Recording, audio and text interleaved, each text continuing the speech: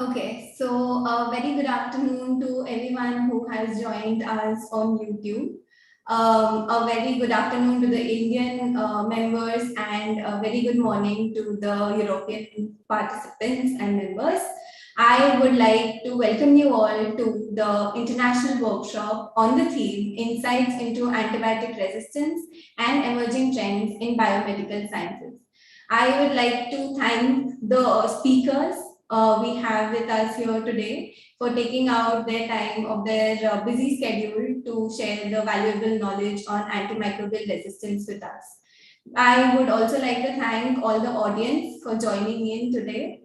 Welcome. This project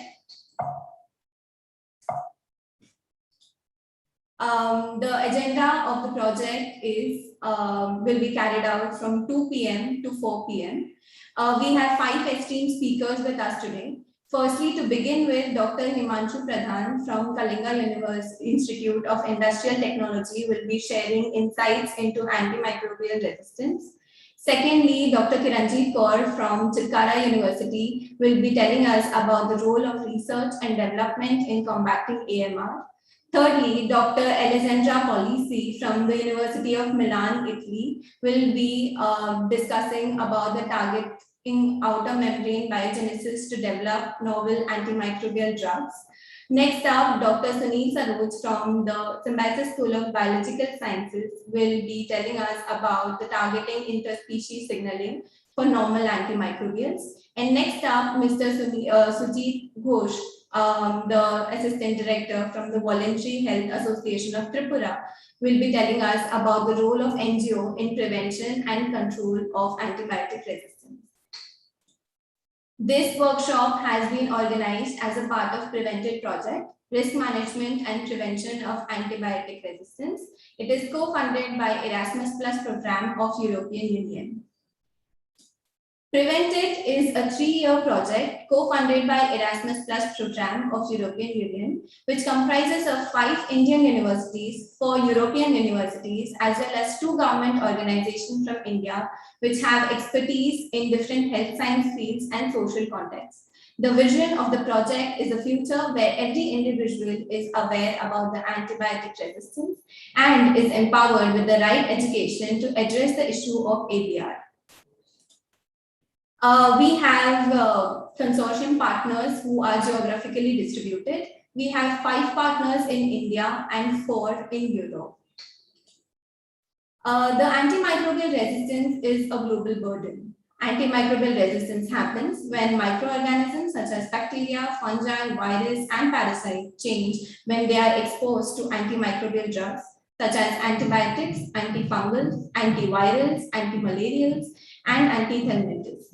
AMR is estimated to cause about 10 million deaths annually by 2050. That is even more than cancer and diabetes combined. AMR is already responsible for the deaths of 700,000 persons per year.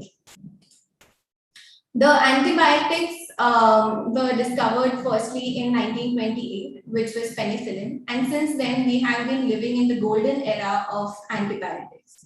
But however, now we are on the verge or threshold of the post-antibiotic era. As you can see, the penicillin, the first drug which was discovered, the bacteria gained resistance in 1940. And consequently, as the antibiotic develops, the resistance also developed in the bacteria. The most common mistake or which is done is basically prescription without the condition for which the drugs don't even work. Sir Alexander Fleming, when discovered the penicillin antibiotic, said in an interview that the thoughtless person playing with penicillin treatment is morally responsible for the death of the man who succumbs into the infection with penicillin-resistant organism. So, can we avoid the post-antibiotic world? We will get to know in the upcoming workshop. The objectives of the workshop is firstly to understand the current scenario on the antibiotic resistance and its global impact, to strengthen the infection control practices and promote rational use of antimicrobials, and to understand the upcoming research on the discovery of novel antibiotics mechanism of antibiotic resistance, and the measures to prevent antibiotic resistance.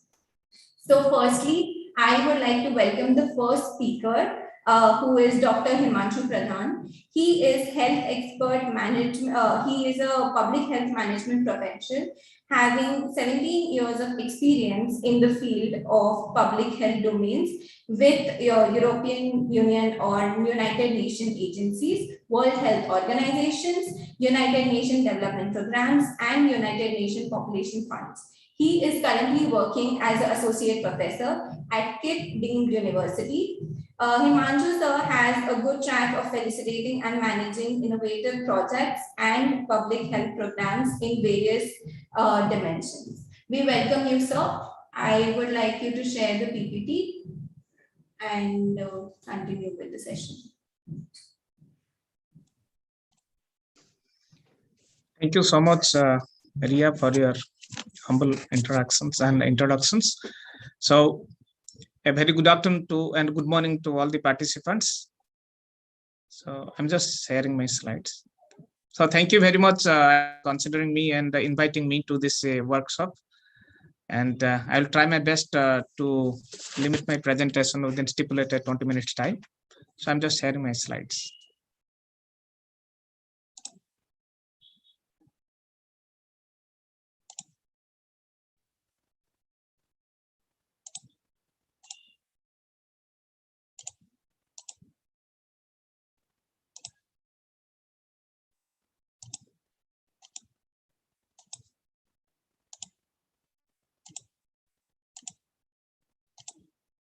Is it visible? The slide is visible?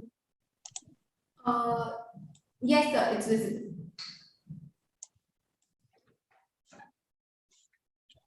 Okay, good afternoon once more.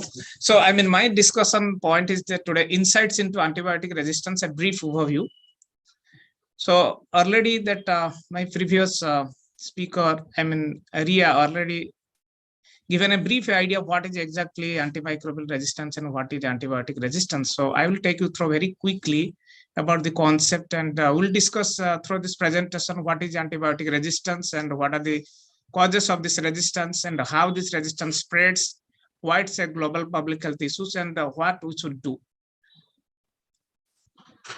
So, I mean, starting a very basic concept, and I do not want to discuss much about this. Very clear and basics. Microbes and microorganisms are living forms that are very small in size and cannot be seen by naked eyes. We need a special device called microscope to observe these things. And this is already all the participants are well aware about this. So, I mean, it is present everywhere, be soil, air, water, animals, humans, environment, and can easily spread from one place to another.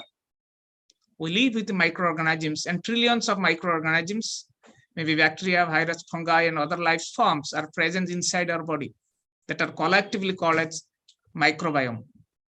So that means we are, I mean, always surrounded with microbes, but the question arises. So these are the different kind of microbes, starting from your bacteria, viruses, fungi, parasites. So these are different kind of microbes that we are discussing now. So, I mean, many microbes, because very few microbes are very harmful to human and animals also. So that's why few harmful microbes can invade our bodies and make us ill. Microbes cause infectious diseases. So antimicrobials are the medicines used to prevent and treat infection caused by the microorganisms in human, animal, and plants. So antibiotics are the medicine used to prevent and treat bacterial infection. If you see this is the right side diagram that what are the different kind of antimicrobials and mean to treat the disease caused by different. So antivirals, it is basically these drugs which are related to treating antivirus related illness. Then antibiotics is related to bacterial related illness. Antifungal related to fungus related infections, and parasitics, all parasitic related infections. So these are different antimicrobials meant to treat or control or to reduce the spread of the disease caused by these microorganisms. So we have to remember here, antibiotics are a type of antimicrobial that prevent and treat infection caused by the bacteria. But please remember, all antibiotics are antimicrobial, but all antimicrobials are not antibiotics. So what is antibiotic? Because already I've discussed what is antibiotics, and 1928, because there's a change in a new history and the global medicine field. And basically, the Alexandra Flemings had discovered penicillin, which changed the history of modern medicines. And antibiotics have proved mankind with means to treat many common bacterial infections efficiently. However, massive use of antibiotics since their introductions as medicine has led to increased occurrence and spread of bacteria that are resistant to antibiotics. So these are different kind of antibiotics. I will not have a detailed discussion, just for your eyes only, very quickly. Because there are antibiotics can be broadly divided into based on their antimicrobial activities. Some are called bactericidal, some are called bacteriostatic. Bactericidals are the antibiotics that kill bacteria. Bacteriostatics, these are the antibiotics that prevent the growth of bacteria. And antibiotics can also broadly divided on the basis of their activity, spectrum of activities. There are narrow spectrums against one group of bacteria. Extended spectrum again is act against gram-positive or gram-negative bacteria. Then broad spectrum of antibiotics act against a wide range of microorganisms. And also the site of actions, antibiotics can be broadly divided into locally acting or systemic. Locally acting, it may be topical, or systemic means it can be even the oral or injectables. Topical may be the ointments and other things. So according to the mechanism of actions, so some antibiotics inhibit bacterial cell synthesis, some antibiotics alter the function of permeability of the cell membrane, some antibiotics inhibit protein synthesis of the bacteria, some antibiotics inhibit nucleic acid synthesis, and some antibiotics also inhibit the folic acid synthesis. So these are the different way antibiotics work on the bacteria, either to reduce their spread or control or kill them. So now there are two terminology I just wanted to introduce here. One is antimicrobial resistance, another is antibiotic resistance. Because antimicrobial resistance occurs when bacteria, virus, fungi, or parasites change over a period of time and no longer respond to the current antimicrobials, and leading to infection, harder to treat, increasing risk of disease spread, severe illness, and death. But antibiotic resistance is the ability of the bacteria to protect themselves against the effect of the antibiotics. And antibiotic resistance occurs when bacteria change in response to the use of antibiotics. So bacteria, not human or animal, become antibiotic resistant, because there's a common notion of many people, they think that antibiotic resistance means body become resistant. No, it is bacteria. It is not human or animal body become resistant to bacteria. So these bacteria may infect human, animal, and the infection may cause are harder to treat than those caused by non-resistant bacteria. So that's why it is very important area than public health, that how to reduce or how to address the antibiotic resistance. But before touching upon that part, let's understand what are the main causes of this resistance. And before that, one slide just I wanted to reflect it here, because this is a slide which is giving some idea that how antibiotics deployment and antibiotic resistance. So if you see this slide, it is showing that from 1930 to 2010, the different kind of antibiotics. The top line indicates that antibiotic deployment year, and below line is showing that the year it is become resistant. So it is showing, even though the many antibiotics that started they developed in 1930 because sulfonamide, penicillin, erythromycin, vancomycin. If you see this, all the antibiotics they have developed very quickly, in few years they become resistant.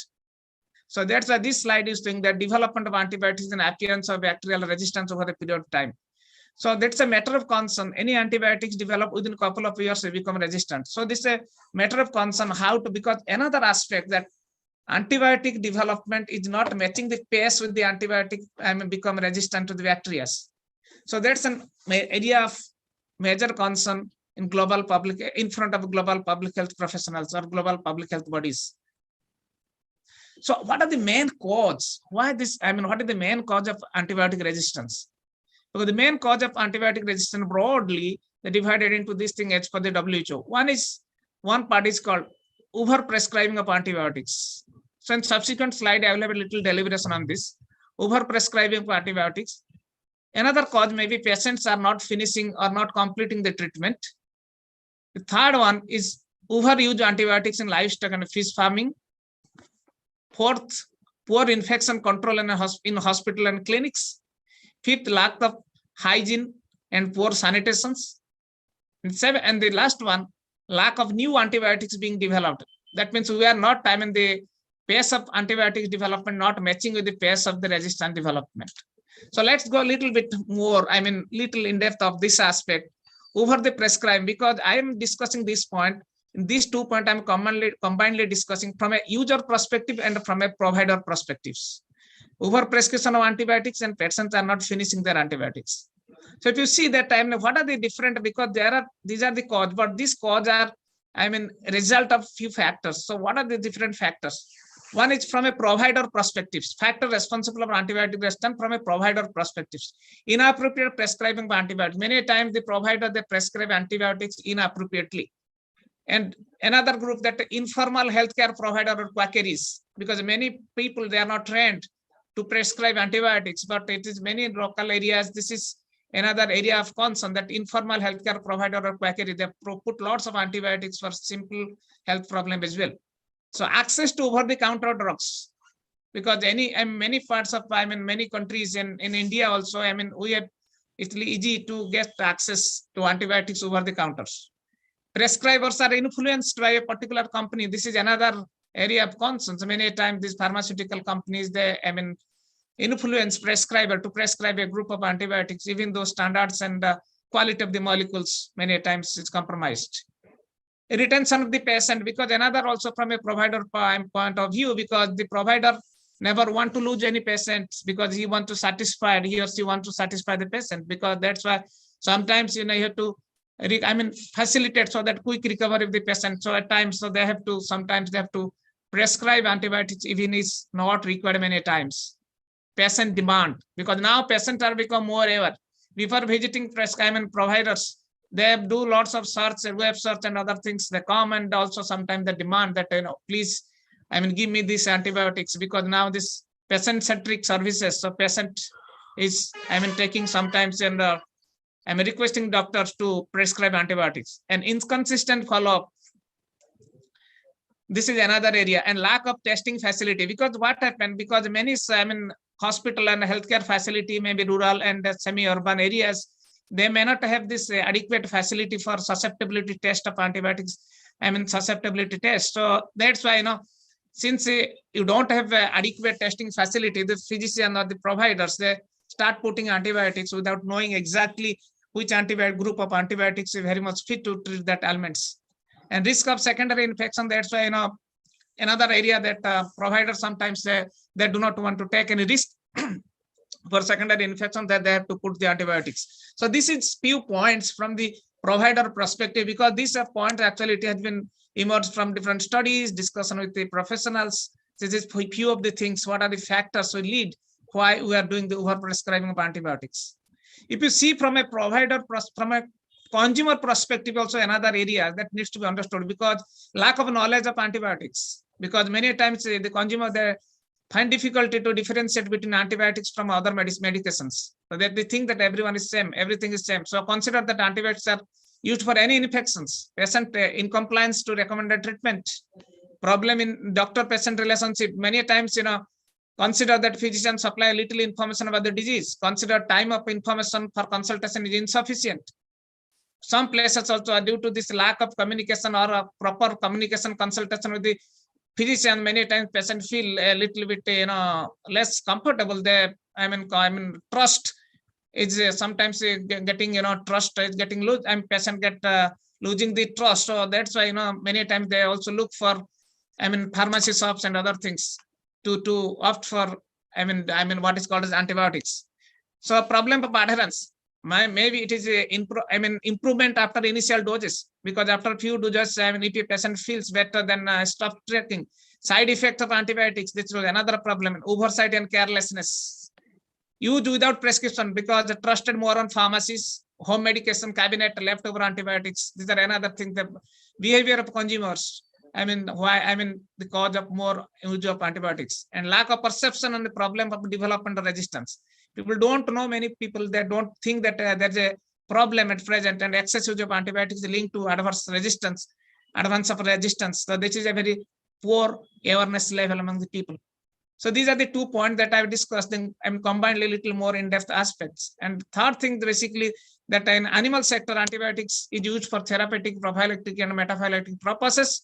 Other than this, antibiotics also extensively used for growth promotions of animals, especially poultry, which is also leading reason of misuse of antibiotics. And poor quality of antibiotics molecules formations, also another things. Inadequate susceptibility testing already I discussed, and healthcare associated infection with the highly resistant bacteria pathogen, because infection prevention practices, if not properly maintained in healthcare facility, that is another factors leading to that antibiotic resistant development and spread. So now let's discuss what are the factor how this antibiotic resistance spreads, because these are the different diagram. We are trying to discuss that how this antibiotic resistance spreads. Because if you see the first one, because antibiotics are being taken by the animals, antibiotic being taken by human, because whenever antibiotics taken by animals, food producing animals, then some of the antibiotics, definitely some of the bacteria will kill by the antibiotics, and also some of the bacteria become resistant. So animal develop drug resistant, the bacteria inside the animal, they become drug resistant. So what happened, because and also drug resistant bacteria reaches to human through food, through environment, water, soil, air, so they're directly reaching to human. And other aspect also, because whenever antibiotics are given to patients, which can result into drug resistant bacteria developing into the gut, and the patient attending to hospital also, he or she may also get some due to infection prevention, if inappropriate or inadequate infection prevention control practices, patient may get also infections from hospital resistant bacteria infections, and so that it can come. And also drug resistant bacteria spread to other patients through poor hygiene practices and other things. So that's why it's a vicious cycle. So it starts from bacteria, bacteria antibiotics, given to what is called as animals, and it's given to human. So this is the different chains it reaches to one another. And secondly, also this is another diagrams, because what I've already depicted, because also be it food, be it eggs, and it is also the beach also bacteria, resistant bacteria, containment, environment, soils, and plants. So this also when we are cooking improper, maintaining the sanitation and hygiene practices or safe cooking practices also to create a problem for reaching antibiotics to human being. And another area, because this is also antibiotic resistant, because there are, apart from this antibiotic resistance come from this food, animals, and other things, because another part of the pharmaceutical industries, because pharmaceutical industry, whenever they're producing the antibiotics or antimicrobials, because many times they do not, many times they directly, open their effluent to water sources, water body nearby. And during the process, many antimicrobial products reach into the water body, and the bacteria become resistant. And this bacteria, since the water, many people, they come contact with the water, and during the process, resistant bacteria, enter into the human or animals. So this is different ways that antibiotic resistance spread from human to animal, animal to human, environment. So this is a different vicious cycle, through which the antibiotic resistance spreads. So, already I discussed pharmaceutical, including antibiotics, their metabolites can enter into environment through a variety of pathways, including manufacturing sites, untreated water waste from the household, hospital waste, treatment plants, because hospital also another source, because if they do not properly clean the water, so directly, all the effluent, they directly, they release into the drains, or they release into water body. Many times also that highly resistant bacteria is also entering to the water body and water sources, and people get in contact with the consumption of that water, so that it creates a problem of antibiotic resistant bacteria reaches to human gut or animals. So this is the different way this resistance spread across human, animal, and environment. So now the question arises, why it's a global concern? Because why antibiotic resistance is a global concern? Because you see that over the period of time, there's a huge antibiotic consumption between 2000 to 2015. There's a drastic high, increase in antibiotic consumption. In this 15 years time, you will see that global consumption rate has been increased 65%. And that to take the India situation into 103%, antibiotic consumption has been increased over the period of times, and subsequent to China's and Pakistan, because there's a source in 2018 might be currently this next 3 years, it might be increased more. So this is high consumption of antibiotics between these 15 years across the world. And secondly, if you see that estimate, I mean, this is the OECD, that Organization for Economic Cooperation and Development, estimates that amount of antimicrobial used food animals will escalate globally 63,151 tons in 2010 to by 2030, it will be 105,596 tons. That means it will increase 67% already. They have already projected these things. So this is basically what we are discussing, food animals. The following are the estimated global average of antimicrobial consumptions to produce 1 kilogram of meat. 45 milligram of antimicrobials are used to produce 1 kg of beef. 148 milligram of antimicrobial used to produce 1 kilogram of chicken.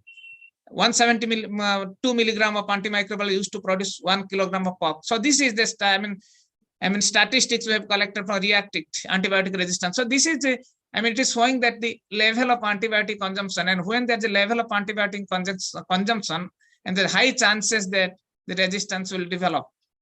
So top 5 countries, with the high consumption of antimicrobials, the China's, US, Brazil's, India, because this is a recent study estimating global antibiotic use in poultry, swine and cattle in 2010. This is a poultry, cattle and swine. So in United States, 80% of annual antimicrobial consumption is used in food animals. Indian scenario, because antibiotic consumption increased from 3.2 in 2000 to 6.5 billion doses in 2015.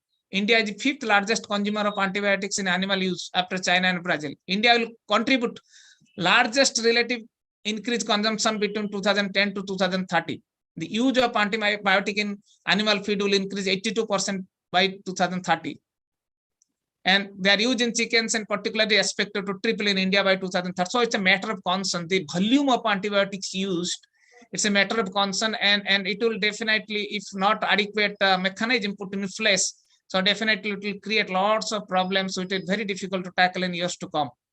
So if you see the global resistance pattern of antimicrobial pattern, if you see that now 700,000 people are dying due to what is called as antimicrobial resistance, and this projection has been made by 2050. It will be 10 million annual death will be there due to AMR. So it is a matter of concern.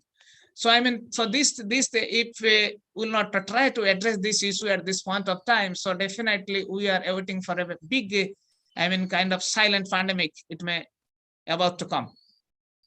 So AMR, so looking into the gravity of the situation, the WHO, declared and AMR is one of the top 10 global public health threats. Antibiotic resistance leads to higher medical cost, prolonged hospital stay, and increased mortality. Antibiotic resistance is rising dangerously high level in all parts of the world. New resistant mechanisms are emerging and spreading globally, threatening our ability to treat common infectious disease. Loss of income, employment, people may lose job, prolonged stay in hospital, monetary aspect, people may poverty. So many aspects, many social issues also come, and it is a reality in present day.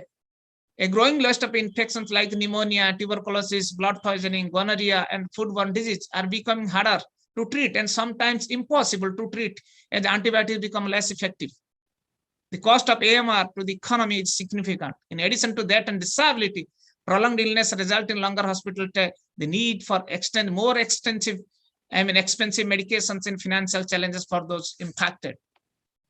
So, another few important points that antibiotic resistance kill that 240,000 newborns are estimated to die every year from blood infections. And also, see that 60% of population in some areas carry multi-drug resistant bacteria in their normal bacterial flora. And antibiotic resistance is too costly. Already I discussed. It is estimated that median overall increased cost of treatment of antibiotic resistance infection around $700 USD equal to over 1 year's wage of rural worker in India. Novel treatment of multi-drug resistant infection can cost up to $10,000, making them unaffordable to many. So antibiotic resistance is here now. So we have to act.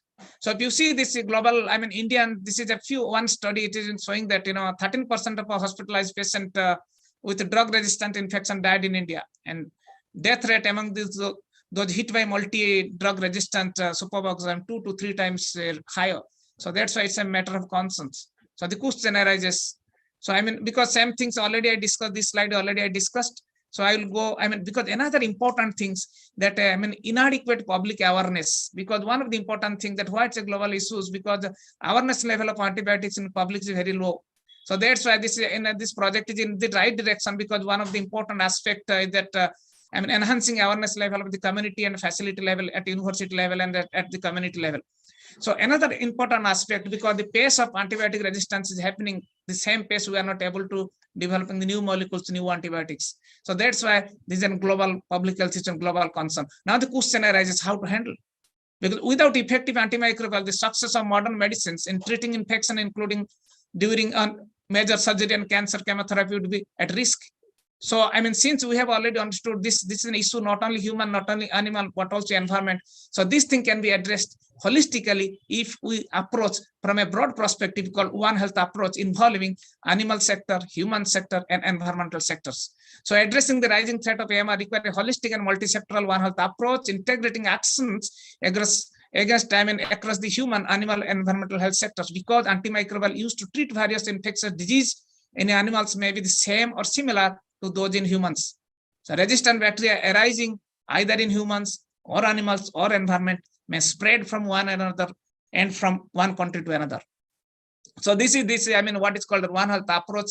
So this is just, I'm just putting for your eyes, because I do not want to go in detail, because the fact that because we need collaborative, multi-sectoral, transdisciplinary approach working at local level, regional level, national level, and global level to tackle this global public health issues.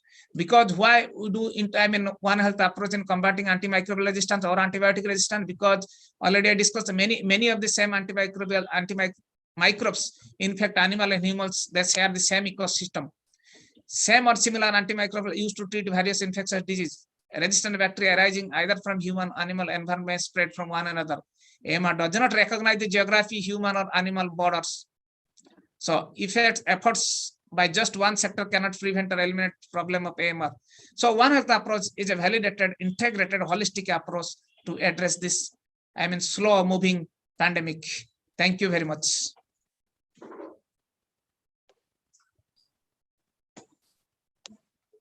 Thank you so much, sir, for your insights into antimicrobial resistance and also telling us about the global concern. Thank you. The next speaker for the evening is Dr. Kiranji Kaur. She is the assistant professor at the Chitkara University of Health Sciences. Since January 2020, she has been appointed as the coordinator of Erasmus Plus funded project Risk Management and Prevention of Antimicrobial Resistance. Her area of expertise include antibiotic resistance, disinfectants, contraceptives, lung cancer, and premature graying of hair. She has participated in various national and international workshops and has several peer-reviewed publications to her credit. She is also a life member of Association of Microbiology of India. We welcome you, ma'am. Over to you.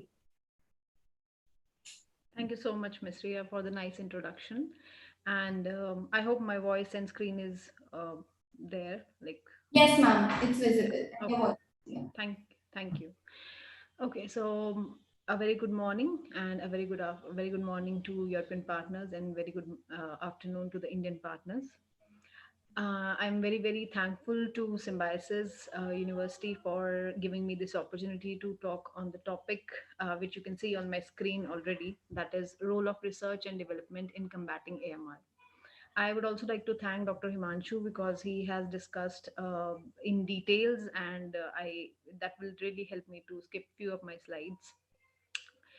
So before going into the details of the topic, that is role of research and development in combating AMR, I would like to just tell you a few things, which I think all of us already have learned from the discussion or maybe the talk given by Dr. Himanshu, that microbes are everywhere.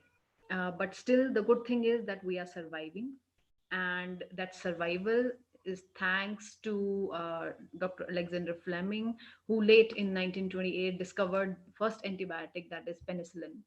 So that penicillin has made our life very easy. I would not say for all the diseases, but yes, that was the first discovery that was being made.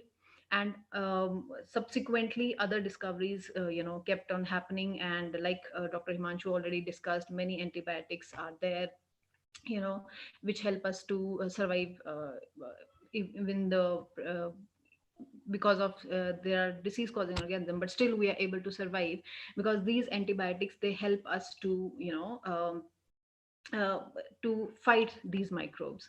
But yes, there is a situation we all are facing it, that is a situation of antibiotic resistance, which is not good thing which is happening nowadays. And mm, I feel now all of us should agree to this point that if penicillin would not have been there, we would not be sitting in a situation how we are sitting today. Leave COVID-19 for some point of time, okay? Just if we just don't think about COVID-19, even if today we have some problem, we have some physical problem, we have some infection in our body, we go to a physician, and in our minds we have something already that yes, whenever we will go to a physician, we will have something in our hands, that they will be able to treat us uh, uh, out of that infection or out of that disease, and we'll be healthy soon. And all thanks to research and development. So I hope now you understand that if penicillin would not have been there, we would not be sitting in a place where we are today. Okay, our lives are good, we are living healthy lifestyle, and one of the major roles is being played by antibiotics, right?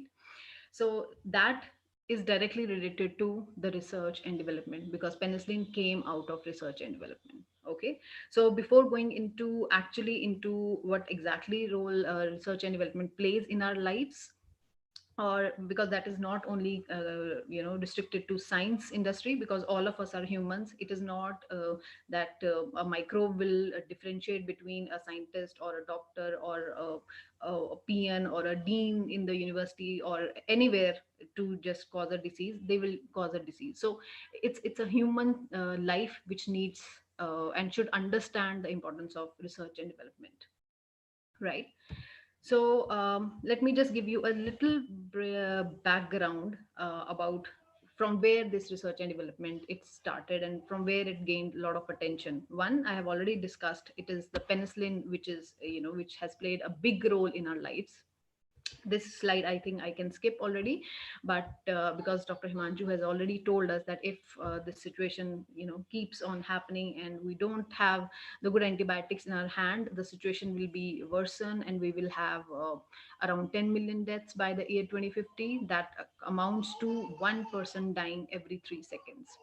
So that's a worrisome situation for sure. And I would like to have your little focus on this number, that this injury will be there, this life loss will be there for sure, but this will also add to a decrease in GDP. This is a global number which we are talking about here, but it is around 100 trillion US dollars. So you can imagine that if the problem of antibiotic resistance keeps on happening, this will be the amount which we will be losing globally by 2050. So as we are talking about research and development, so from where this came into picture and why this is a limelight, just let us try to understand the little background about it. So this on the extreme right, you can see this is a World Health Assembly.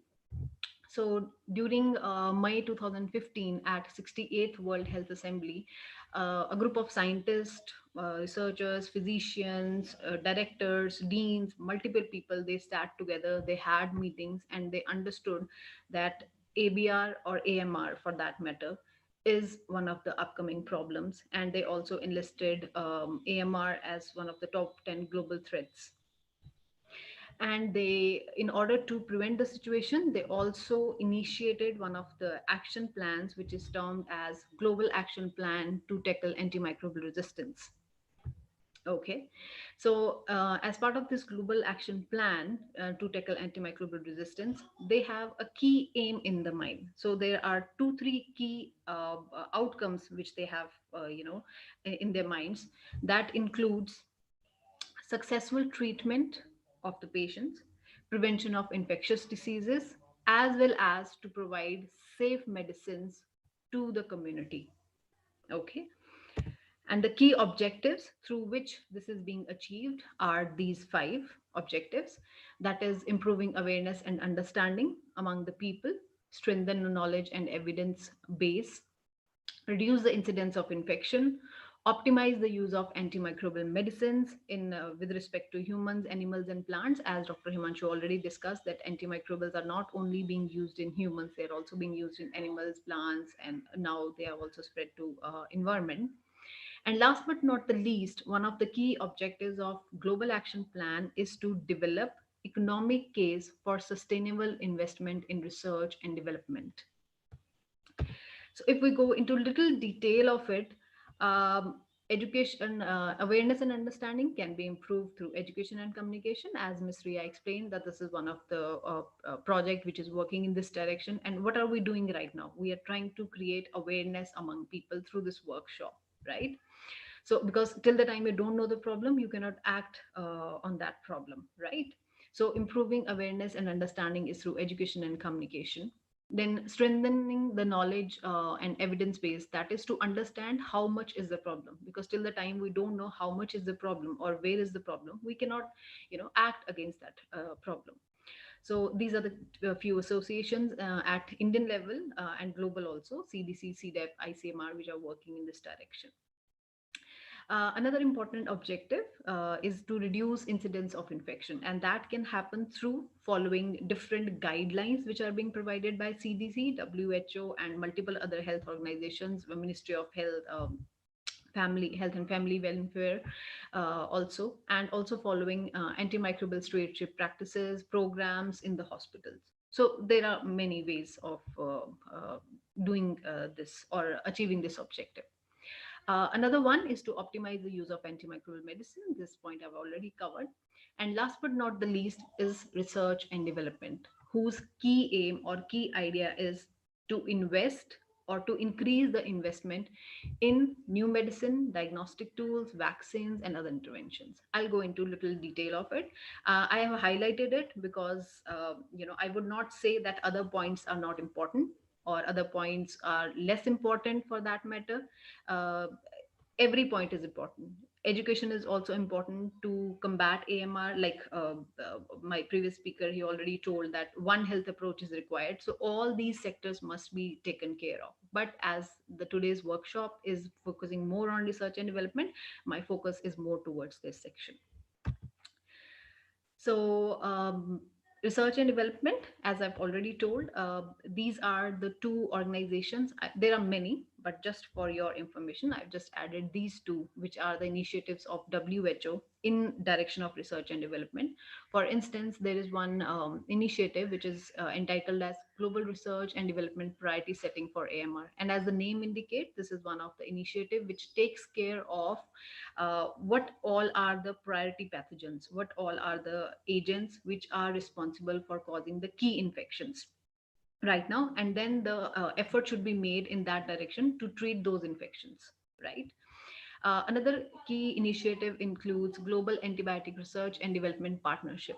And I'm very proud to say, and I feel very happy when whenever I go through the WHO page and read this, that the key aim of this initiative is to come up with 5 new antibiotics by the year 2025, especially for the drug-resistant infections. Okay. So if we go into little depth of research and development, the three key aims which are the key focus areas of research development includes diagnostics, alternate approaches, and new antimicrobials. Since I am assuming that most of the students who are the listeners are from master's background, so I'm not going into depth of all the terms which I'm using, but just to give you a brief idea about all these initiatives or all three key aims in the area of research and development. Diagnostic techniques. We know that whenever the prescription is being made in hospitals, right? So the prescription is done on the basis of, most of the time it is done on the basis of signs and symptoms, okay, or the experience of a physician. And why that is happening? Because the diagnosis which is usually done to understand that which is the causative agent of infection and to understand the resistance profile of that organism. That takes around 24 to 48 hours. Of course, there are new techniques which are there in place, which takes around 6 hours or 10 hours, and the names are listed here: mass spectrometry, fluorescence, fax, detection of volatile compounds, PCR. So a lot of effort is being made in this direction. But right now, if you understand, especially in view of Indian scenario, which is a developing country, all the healthcare systems, primary, tertiary, secondary, they do not have that setup, that they have those high profile techniques, if I would say, right? So diagnostics is very, very important for the clear and correct prescription of antibiotics, so that a patient is diagnosed properly and the treatment is given properly. It is not possible to have the empiric way of treatment all the times, right? So this is one direction in which we should make an effort, and the effort is already being made. These are the few techniques which are which are the key areas where the researchers are working, and there are many more, but just to enlist few, I've added few here. These are the few direct areas where the researchers are working, and they are trying to decrease the time as much as possible, so that early diagnosis is there, correct diagnosis is there, and correct treatment happens, right? And correct prescription, obviously, and that will ultimately also lead to the decrease in misuse of antibiotics, and that further will also decrease the AMR. Another important approach, which is the key aim of research and development, that is alternate approaches, which includes other options apart from antimicrobials. That can be your bacteriophages, right? Bacteriophages are the viruses that attack the bacteria. So they can be bacteriophages. Vaccines, I think after COVID-19, all of us are familiar with the word vaccine, so they can be alternate approaches. Vaccine is one of the key area, because whenever a child is born, or I would say infant is born, um, there are few vaccines which are compulsory. DPT is there, and then MMR is there, measles, mumps, rubella, diphtheria produces tetanus, all these, and then BCG also, these vaccines are there. So if we have vaccines for major disease causing organisms, then also it helps to combat or decrease the chances of infection, for sure, right? Then bacteriocins are the proteins produced by bacteria, probiotics. And of course, one of the total alternate approach, is to boost the immunity itself, so that there is no infection, right? So all these approaches are, again, I have listed few just to make you understand that yes, research is going on at a high pace. It is not that scientists are sitting idle and they are waiting for that day to come, that yes, okay, now we don't have any alternate option to to antibiotics. So the research is going on, and there are many papers which suggest that yes, bacteriophages have the capacity to to lower the incidence of or to directly target the disease causing organisms. So the key advantage of these techniques is basically that it is very, very specific, and most of these techniques, like for instance, if I say bacteriophages for that matter, and vaccines for that matter, they do not harm the normal communities, right? And they also have the improved deliverability and potency. So this is another area where research and development is at its pace, and we look forward for good outcomes. Last but not the least is the development of new antimicrobials. So basically, new antimicrobials, you have two, three options. One is, antimicrobial peptides. As the name indicates, these are small proteins which are having antimicrobial activities. So they have been explored.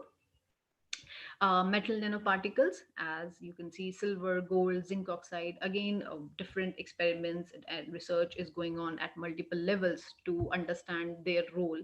And the role of silver nanoparticle is I would say the one which is getting a lot of attention, and is playing a key role, because it shows a lot of good activity against most of the disease causing organisms, especially in case of escape, ESKAPE, not the escape organism. These are the group of organisms which are of a high priority list, as I've already mentioned, under WHO, which includes E. coli, Pseudomonas, Klebsiella, Enterobacter, these kind of organisms.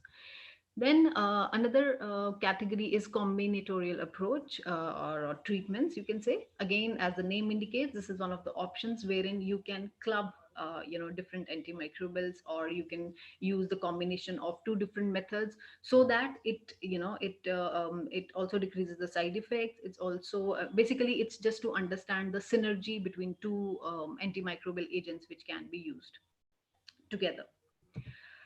Um, I would like to just show you little data here. The antimicrobials which we are seeing, obviously it is very important to come up with new antimicrobials, as we by now know that antimicrobials are not only confined to the use in humans, or in humans, they're also used in animals and plants for the treatment of diseases.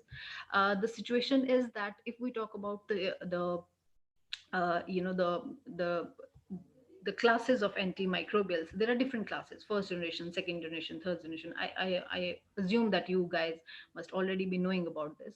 So this just chart, or this table, I would say this shows that if there are first line of drugs which are used for for treatment, the cost involved is very less. But the more you go towards the higher side of antimicrobial, or the higher generation of antimicrobial, more cost is involved in the treatment. So it is again very very important to come up with antimicrobials which are more safer. Okay, and if you have the antimicrobials which are very very effective, and then you don't have a need to go to the high class of antimicrobials, that also really brings this cost down. Just to give you one small example here, the median overall extra cost of treating any resistant bacterial infection is about 700 US dollars, which more or less amounts to about approximately 440 days of work of a normal male casual worker in Indian scenario. So this is one of the study from Indian. This is the Indian study only, which has proved this, or maybe has shown this data, which is sad. But yes, this is the reality. Of course, it does not only include the cost of antimicrobials; it also has the hospital bills and other bills, test and other things also. But yes, antimicrobials cost is also there. So the development of new antimicrobials in this direction, which are cost effective, safe, that is again a key important. And apart from all these options which I have written here, few of them, like antimicrobial peptides, my subsequent speakers, they're also going to discuss in details about the strategies which they are using in their laboratories to take this initiative forward. Right. This slide I've just added intentionally for your information, because you are the youth, the students who are listening to us. You are the future of India. Youth is the future of India, right? So these are the funding sources, Bacha. This is only for you, your information, that we have different funding sources, international level and national level, wherein you can, if you have some idea in your mind, and you have something which is popping in your mind, that okay, this can be done, this can be an alternate option of an antimicrobial, or this can be a new way of treating an infection. So you can always apply to these funding agencies, because obviously we need a lot of funds to create any antimicrobial.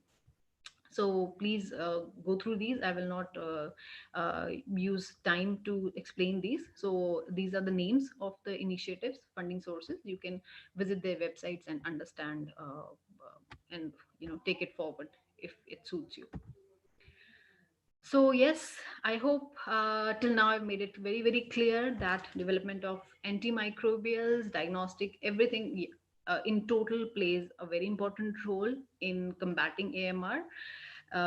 But just quickly, I would like to go through the key challenges. Most of the challenges are already being discussed by my previous speakers, but this is just a diagram to make you understand that, see how quickly the globalization is I wouldn't say it is good for us. Obviously, if it is a globalization, we improve. There is an economic improvement also. We have jobs. There is a lot of other advantages. But as already being mentioned, that microbes, they don't have any they don't need any visas. They don't have any barrier with the age or person. They can go and infect anyone anywhere at any point of time. So microbes will keep on doing their job, right? So they will keep on spreading the infection, and they will keep on exchanging the genes and causing antibiotic resistance and all. uh, but we have to do our job. This is just a data just to show you, as only after going through this information, I intentionally added that slide which talks about funding sources, because I didn't want it to bring your confidence down, especially the students. But this is just a data which I have taken from the document of Government of India, Ministry of Science and Technology, New Delhi, which talks about the investment which is being directly used for research and development in Indian context. So if you see here, 0.7% of gross national product was devoted to research and development during 2017-18 and 18-19 respectively. But when I went through the document, it is a very long, I think around 200-page document, and then I tried to search the word antibiotic. But frankly speaking, I've not gone through each line by line the full document, but I just tried to find out the word antibiotic or another words of it, antimicrobial or something like this. I only found these two, there were only two names. This pharmaceutical companies, antibiotics, Hindustan Antibiotics, Karnataka Antibiotics and Pharmaceuticals. And this is the amount of fund which they are receiving, which is very, very less if you talk about the investment which is required to come up with the antimicrobial. So, of course, this is a sad part, because pharmacists or pharmaceutical companies, they are, they are working and they need profits. And the space at which microbes are developing or microbes are getting mutated, it becomes very difficult to have a lot of profit. Why? Because the moment the new antibiotic is there in the market, in couple of years or so, the microbes start showing resistance to that.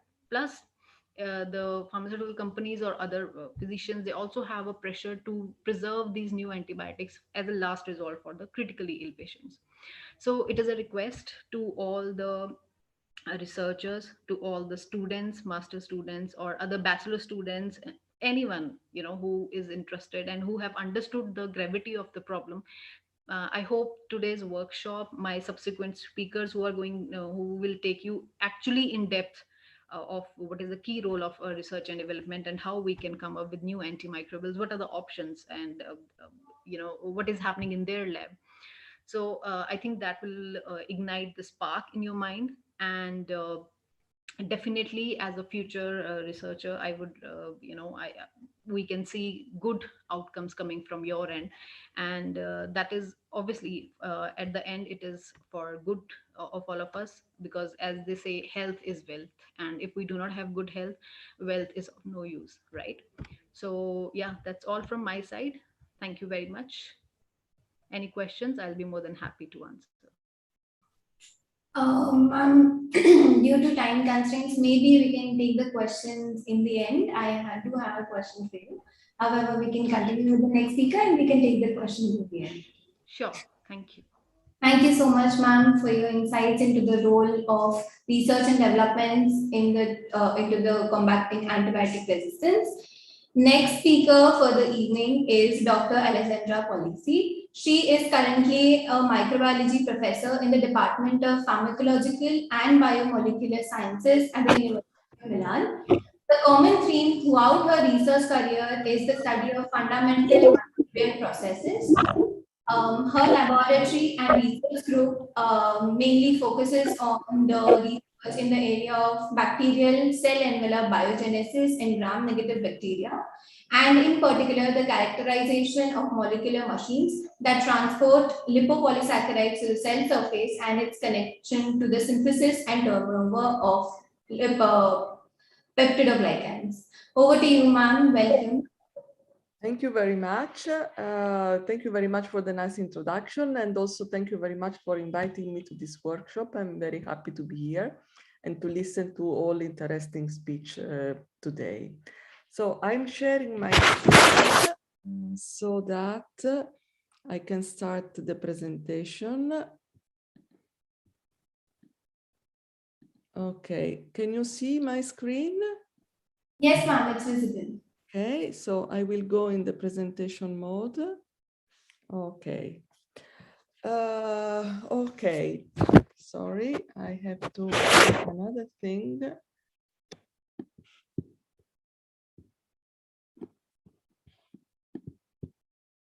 Okay.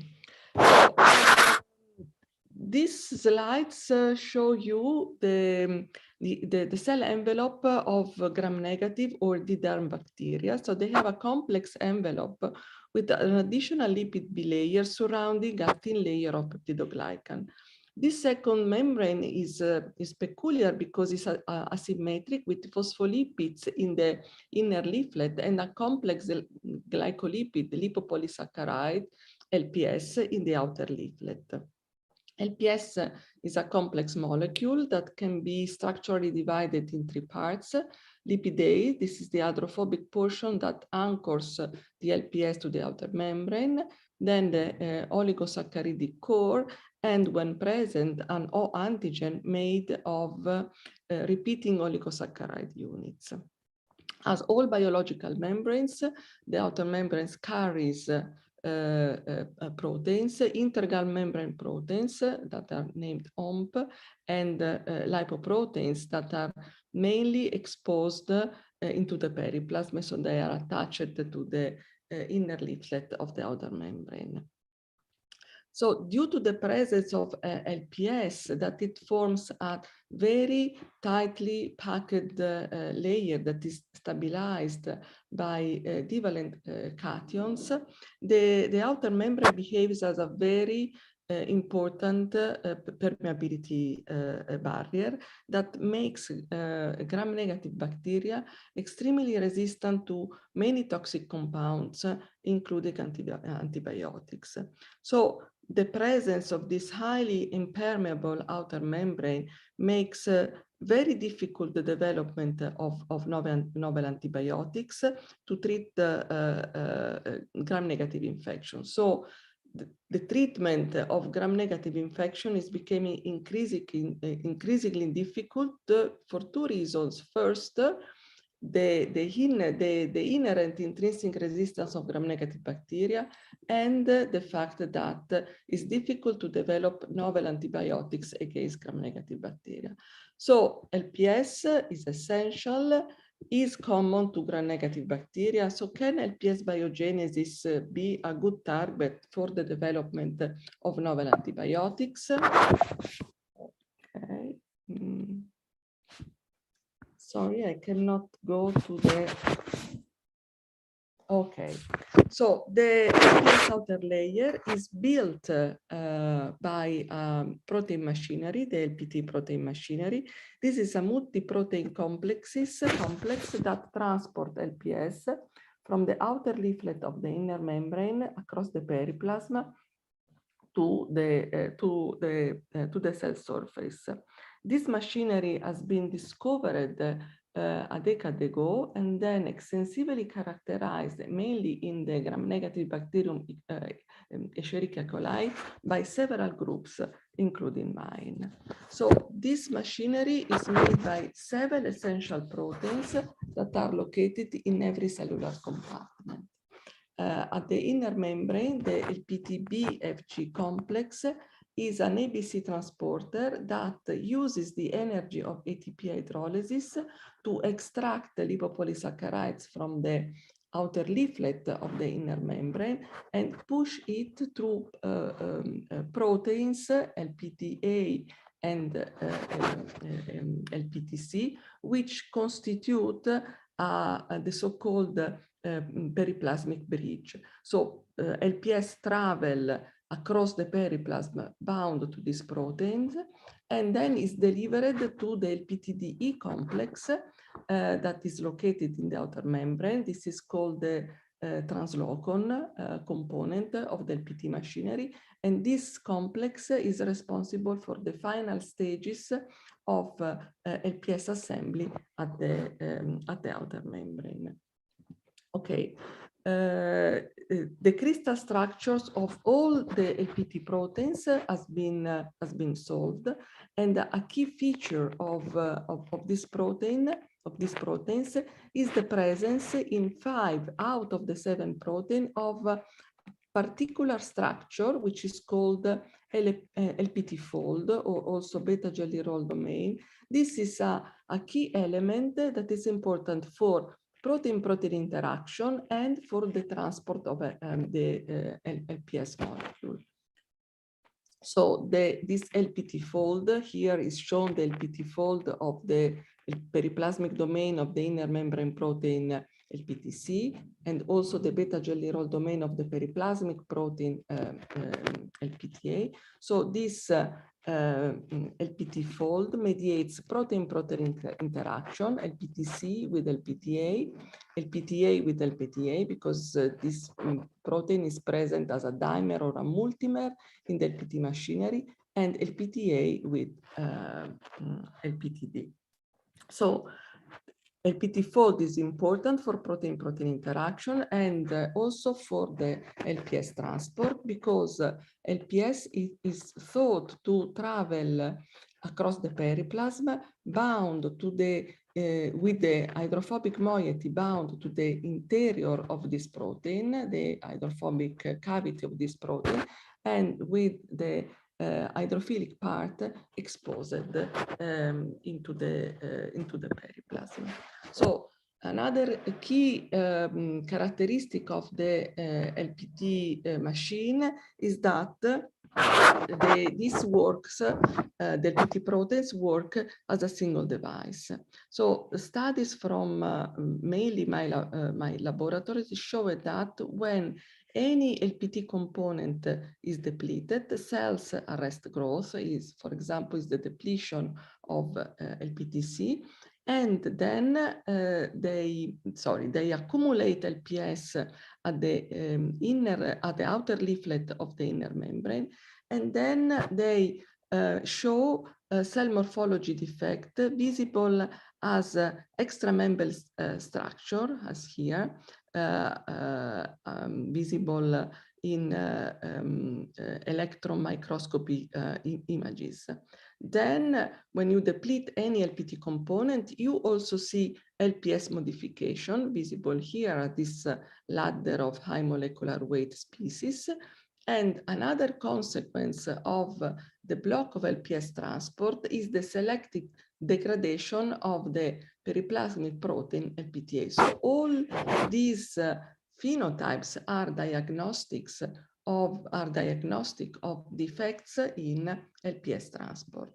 So to summarize, consequence of the blockage of defects in LPS transport are accumulation of LPS in the outer leaflet of the inner membrane, the appearance of this peculiar membrane architecture, the degradation of the periplasmic protein LPTA, and the increased outer membrane permeability and outer membrane defects that is due to the fact that the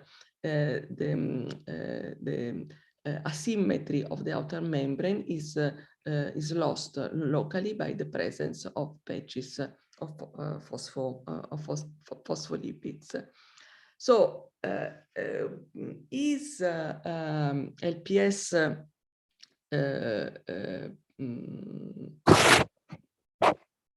biogenesis a good target antimicrobials? I will show you in the next slides of my presentation that LPS biogenesis is indeed a good target for the development of novel antibiotics or antibiotics potentiator. So we do not have drugs yet in clinical use that target this process, but I will show you that we have few promising molecules. Okay, the first molecule I would like to discuss with you is murepavadin.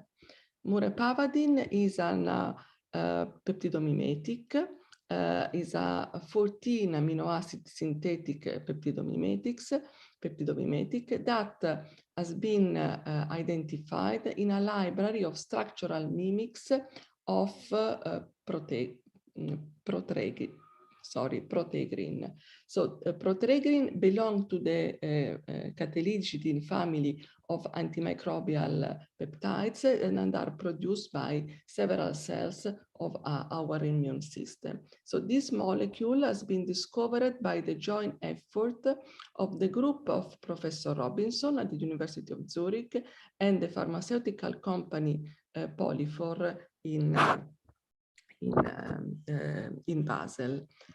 Murepavidin has been discovered in whole cell screening that show that this molecule is selectively active against Pseudomonas aeruginosa. And then initial evidence suggested that this molecule targeted the LPS transport-export pathway because cells treated with murepavidin display extramembrane structure, and in bacterial treated with this antibiotic, LPS transport is inhibited. As you can see here in this slide, so this show you 10 images of Pseudomonas aeruginosa cells treated and not treated with antibiotic. And you see here this accumulation of extramembrane-like material that is reminiscent to the morphological defects observed when Lpt proteins are depleted. On this part of the slides, you see fractionation by sucrose gradient ultracentrifugation of inner and outer membrane of Pseudomonas aeruginosa cells that are being non-treated and treated with murepavidin. In this case, Pseudomonas aeruginosa cells has grown in the presence of labeled acetate C14 acetates to label the LPS. And what you see is that in bacterial cells that are not treated with the antibiotics, the majority of newly synthesized LPS migrates in fractions corresponding to the outer membrane. On the contrary, in cells treated with this antibiotic, a substantial amount of newly synthesized LPS is found in fractions associated with the inner membrane. So this tells you that in cells treated with this antibiotic, murepavidin, LPS transport is compromised. So subsequent studies show that the target of murepavidin is LPTD. In fact, mutants resistant to murepavidin have mutation in LPTD, and in particular in the LPT fold in the beta jelly roll domain of LPTD. And also this is confirmed by photo affinity labeling studies that confirm that LPTD is the target of this antibiotic, murepavidin. So why murepavidin targets specifically LPTD from Pseudomonas aeruginosa? So the answer to this question came from structural studies which solved the crystal structure of LPTD and LPTD complex from several species. So, and these structures reveal that in Pseudomonas aeruginosa, LPTD carry an insert domain. And this insert domain is very close to the beta jelly roll domain. And this domain, this insert domain is missing in the LPTD proteins from other bacteria, such as Shigella, Vibrio cholerae, and Klebsiella. And what is important to outline here is that this is the region where the murepavidin bind, and this explains the specificity of murepavidin against Pseudomonas aeruginosa. Okay, so Murepavadin has gone through preclinical development and also to phase 1 and phase 2 clinical development for the treatment of lung infections caused by Pseudomonas aeruginosa. Unfortunately, the development of Murepavadin has been discontinued in phase 3 clinical trials due to nephrotoxicity. So despite this negative outcome, these studies validated the LPS export pathway as an antibacterial target. And obviously, pharmaceutical industries now are trying to develop new derivatives of Murepavadin that keep the antibacterial actions while decreasing the nephrotoxicity problems. The second molecule I would like to discuss with you is Tanatin. And I will show you that also Tanatin, a natural occurring antimicrobial peptide, target the LPS export pathway. So Tanatin is an host defense peptide that has been isolated several years ago, many years ago, from the insect Podyzus maculiventris. It is a small peptide of 21 amino acids with a disulfide bonds, and it displays antimicrobial activity against gram-negative bacteria, such as E. coli, Salmonella enterica, and Klebsiella pneumoniae. So cells treated with this antimicrobial peptide show perturbation of membrane architecture. And very recently, a group at the University of Zurich showed that Tanatin binds the LPT fold, the beta jelly roll fold of LPTA. LPTA, I remind you, is the periplasmic component of the LPT machinery. Structural studies by NMR showed that Tanatin binds to the N-terminal beta strands in the beta jelly roll of LPTA. So here you can see a dimer of the LPTA molecule, and this red peptide is Tanatin bound to LPTA. So this binding is relevant for the function because the group in Basel isolated mutant resistant to Tanatin, and they found that mutant resistant to Tanatin have a unique amino acid substitution Q62L in LPTA. And other important thing is that this mutant is resistant to Tanatin, but the susceptibility to other antibiotics is unchanged. So we decided, based on this data, we decided to use Tanatin to probe this molecule against LPTA, LPTA, and LPTA, LPTC interactions using a modified version of the batch assay. Okay, so the batch system is batch is the acronym for bacterial adenylate cyclase-based two-hybrid system that is based on the reconstituted interaction of the adenylate cyclate activity in E. coli. We modified this system to allow interactions of protein in the periplasm, and the efficiency of complementation is assessed by the measurement of beta-galactosidase activity. And what we found is that Tanatin is able to efficiently reduce the interaction of LPTC and LPTA, as shown here, and to a less extent, also the interaction of LPTA with LPTA. So this was the first evidence of a molecule able to disrupt the interactions of LPT proteins. So I showed you that LPTA mutants in LPTA are resistant to Tanatin, and we in fact found that Tanatin is not able to disrupt interaction between LPTC with the mutated form of LPTA, and also scrambled Tanatin, that is a version of the peptide which is inactive, is unable to disrupt the LPT-C-LPTA interaction. Finally, what we also showed that in cells treated with Tanatin, LPTA is degraded. And this is another evidence that this molecule target the LPS export system.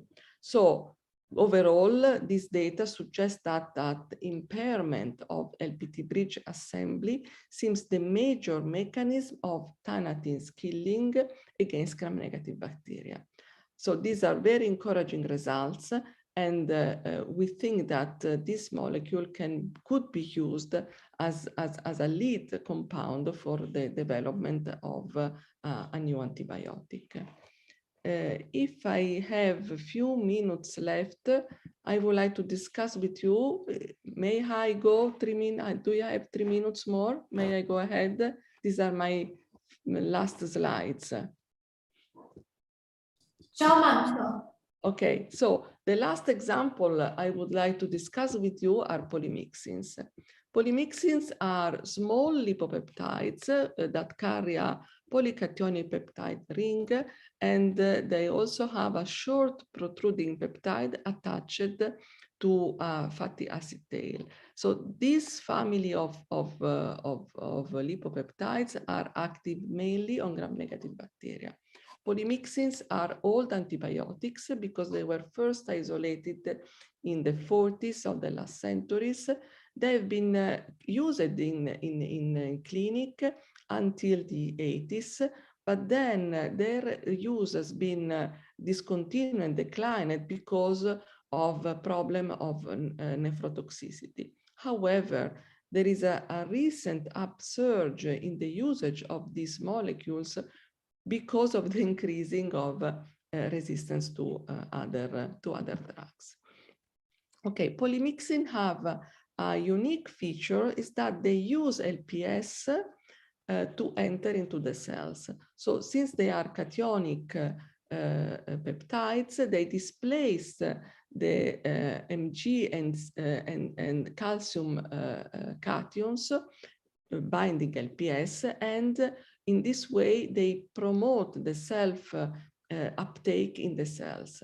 However, there are a lot of studies that strongly suggest that LPS is not the killing target, although resistant mechanism to polymyxins involve mainly LPS modifications.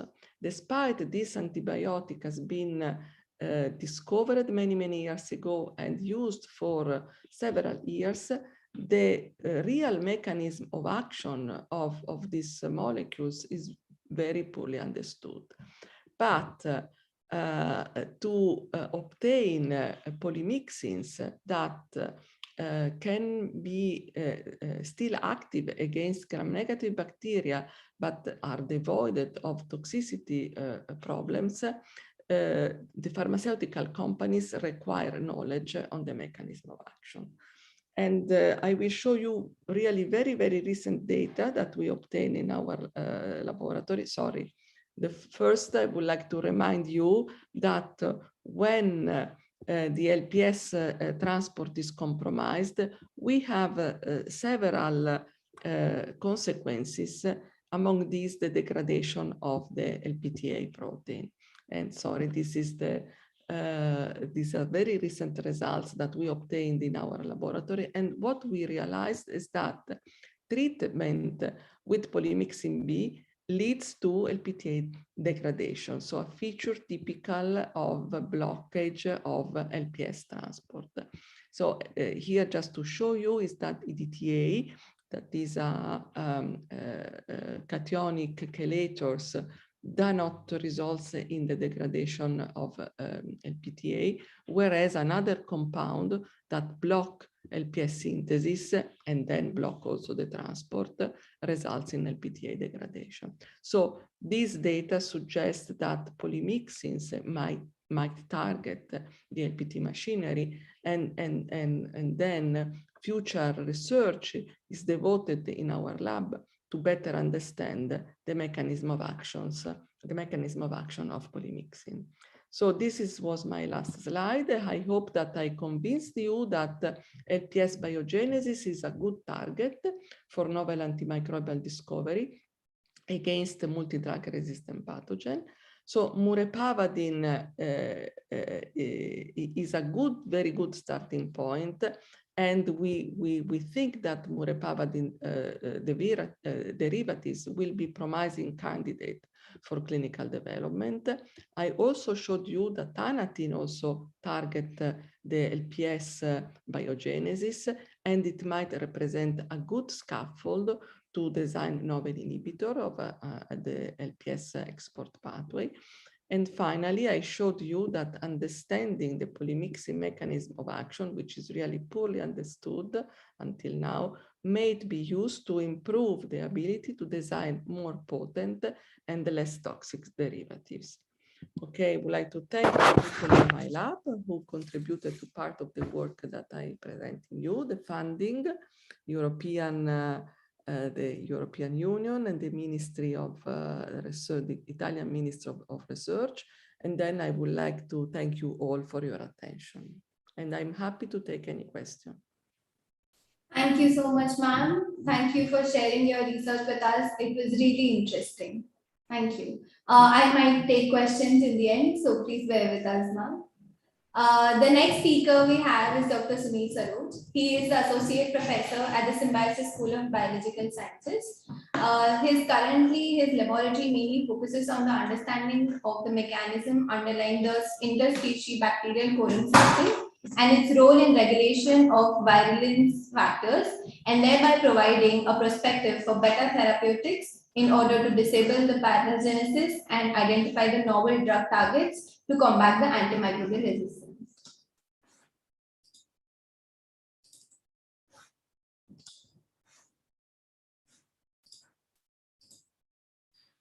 Okay, yes. Thank you, Ria, for the introduction. Okay, great. And then we had very great speakers, talking about how to combat antimicrobial resistance. So another idea for having such amount of repeated talks is like to keep bombarding everyone like that we are coming to an end of antimicrobials that we have. Most of the pathogens now have gained resistance. So resistance for the antimicrobials that we already have is already not present within our system. So most of the, there are several, not most, but there are several bacteria that already has the genes that might be resisting whatever antibiotics we have till today. So, and one of the best way to overcome such kind of a pandemic is to have a thorough knowledge about it. And as it's a global pandemic, so globally everyone is affected. So the best way to fight it is to bring about some kind of a behavioral change. We have experiences that with respect to COVID, with COVID, we saw a large amount of mortality, so it became very significant, and that helped us to bring about plenty of behavioral changes. We were able to suddenly we started something like social. Lot of emphasis was paid on hygiene, and then we had social distancing and other kind of norms to help. So similarly with antimicrobials, the effect is not as huge as COVID, and because the antimicrobial is affecting on a slower scale. Resistance towards antimicrobial is affecting a slower scale. If we take into account the total number of deaths that has occurred due to infection from antimicrobial resistance bacteria, that supersedes that has happened with that we see with the COVID. But in COVID, we saw those mortality in a very short period of time, but with the AMR pathogens, it is a gradual, but it is a very serious issue, and we require some kind of behavioral changes. And that is the reason we keep talking about how the misuse of antibiotics has caused or developed more and more amount of antimicrobial resistance. So now we want to have different kind of novel antimicrobials, because we know that the antimicrobials that are currently used, that have, there are pathogens who have gained resistance towards it. So in a few years, those might become useless. So therefore, there is a constant need to keep on identifying new targets for antimicrobials. So one of such approach would be like to target the interspecies signaling. So I generally like this slide. So I generally put it in everywhere like that we are made up of bacteria. So just to know that there are about approximately 30 trillion cells in a grown-up adult, and we are surrounded by, about 38 trillion of bacteria. So that means the number of bacterial cells supersedes the total number of human cells. So let's say when we are born, we begin with a small set of number of cells, and as we grow, we are growing more as a bacteria rather than as a human cell. So it is very, very important to understand bacteria and what they want and how they behave. So depending upon the type of bacteria that surrounds us, it can be generally classified into two categories, commensals and pathogens. Commensals, we call them as commensals because they do not cause any disease in us. Pathogens, generally classify the bacteria that are going to cause some or other kind of disease. But be it commensal or a pathogen, they have to fight against few of these things. That is nutrient, changes in temperature, changes in pH, cell density, and this is like just the like getting associated with the metabolic activity. Change in nutrient is not going to kill the bacteria. Change in temperature not going to kill the bacteria. Similar with pH and cell density. However, it might alter their growth rate. But we have few things that is the enemy of the bacteria. Those are the bacteriophages, antimicrobials, and the immune system. So bacteria generally have to combat these three important factors. So be it a commensal or a pathogen, they have developed efficient mechanisms by which they can counteract the effect of bacteriophages, antimicrobials, as well as of the host immune system. And those are generally called as the bacterial regulatory systems. And there are generally two types which they help. One is by alteration in the transcriptional activity, bringing about the changes in the expression of the genes that already have. And another one is by changing the genetic composition itself, be it a horizontally acquired gene or through a vertical evolutionary method. So generally they can acquire new information at any time point of their growth or in the environment where they are surviving. So when they survive, whether it is commensal or the pathogen, they bring about the changes in the regulatory mechanisms by having an efficient method of communication. Either they communicate with each other or they communicate with the other species, and also they communicate with the with the host, that is called as the interkingdom signaling. So signaling or the bacterial communication system is core towards the modulation of all of the regulatory mechanisms. So if we have to just consider like bacteria is kind of a displays a kind of a social behavior, exactly the way the humans do. So communication is very important in the social life of human. Without communicating, we will be able to survive, but we will not be able to develop. So similar is with the bacteria. So if they have without communication systems, they are able to grow. But if the communication systems can be stopped, we will be able to inhibit many of their regulatory mechanisms. So let's just try to understand a small aspect of the bacterial chatter that is constantly going on. And most of the time, this bacterial chatter is a cell density related phenomenon. And when we say cell density, that means they are able to express a phenotype.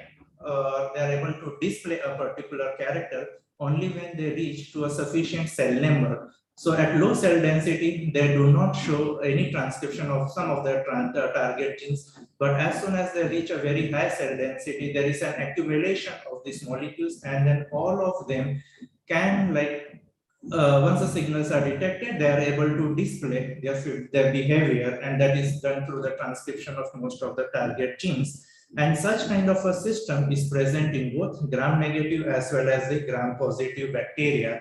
And both of these gram-negative, gram-positive bacteria also have a very strong systems where they are able to communicate with their host as well. And that part is called as the interkingdom signaling.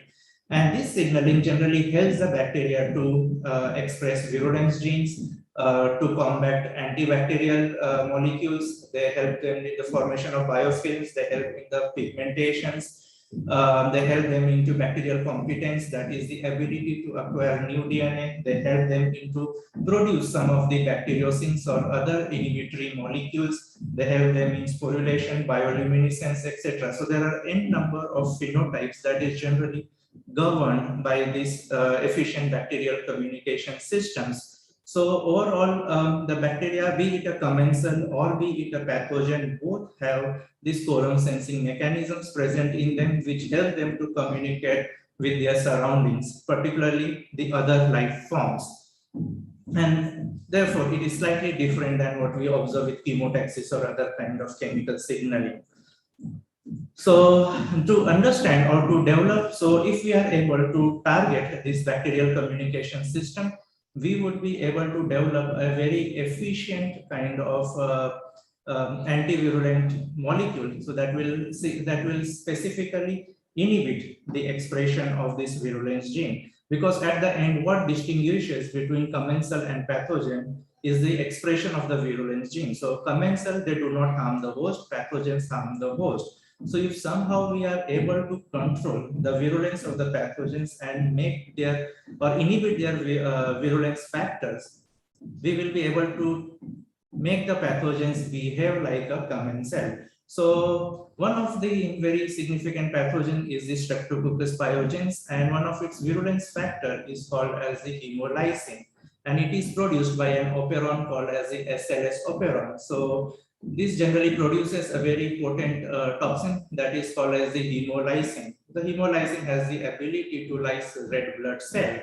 So if we see, so this is a red graph that shows the activity, the expression of hemolysin. So if we follow it through a normal growth curve, we will be able to see that the SAT-A expression increases, and wherein we see the peak expression of the hemolytic activity as well. So during the course of time, so during its exponential phase, the hemolysin is expressed to a maximum level. And whenever we add a molecule that is like particularly a quorum sensing molecule such as acyl homoserine lactone, we see that it inhibits the hemolytic activity drastically. So herein we see that one of the molecules such as acyl homoserine lactone, which is generally produced by a gram-negative bacteria such as Pseudomonas aeruginosa, it has the ability to reduce the hemolytic activity by almost 90%. So indicating that if we are somehow able to modulate this transport of acyl homoserine lactone within the Streptococcus, we will be able to devise an efficient inhibitory molecule that can help us to inhibit the inhibit the hemolysin within Streptococcus pyogenes.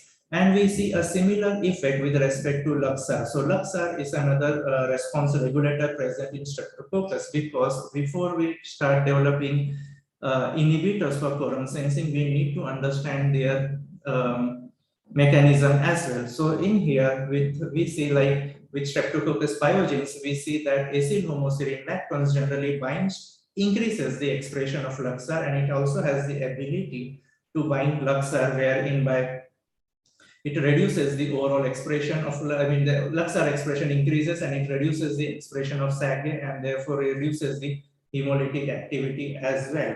So one of the beautiful feature of these and quorum sensing molecules or the anti-quorum sensing molecule is like they do not affect the growth curve. So herein we see like when the acyl homoserine lactones are added, we see no decrease or no changes in the growth of the bacteria, indicating the quorum sensing molecule is not going to inhibit the growth, but whereas it has the ability to reduce the concentration of the virulence factor, that is the hemolysin in this case.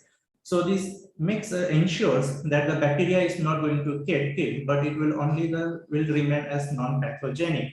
That means it is going to behave like a commensal.